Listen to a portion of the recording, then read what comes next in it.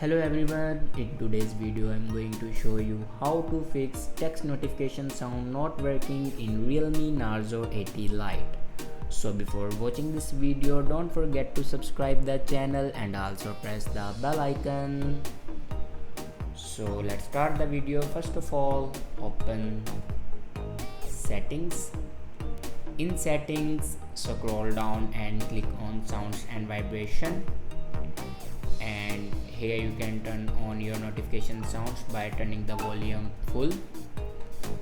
After turn on your notification sound, then go back and scroll down and click on apps, and then click on app management, and then scroll down and find messages app.